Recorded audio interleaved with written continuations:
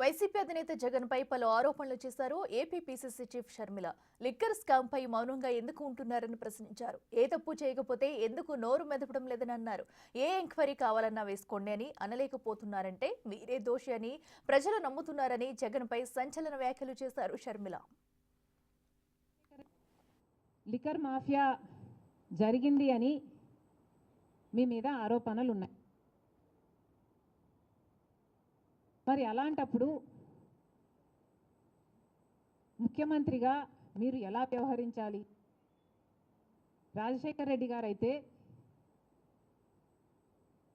ముఖ్యమంత్రిగా ఉన్నప్పుడు లేనప్పుడు కూడా ఎంతో హుందాగా ఆయన మీద ఏదైనా ఆరోపణలు వస్తే మీకు కావాల్సిన ఎంక్వైరీ వేసుకోండి.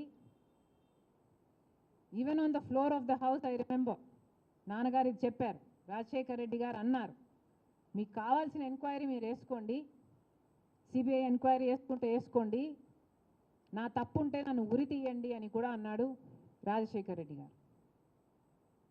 మరి జగన్మోహన్ రెడ్డి గారు కూడా మీ ఏ తప్పు లేకపోతే మీరు ఎందుకు మాట్లాడలేకపోతున్నారు? మీరు వెళ్ళండి, అసెంబ్లీకి వెళ్ళండి, on the floor of the house on record చెప్పండి, ఏ ఎంక్వైరీ కావాలంటే ఆ ఎంక్వైరీ వేసుకోండి. మీరు సిబిఐని పిలుస్తారా లేకపోతే సిట్టింగ్ జడ్జితో చేపిస్తారా?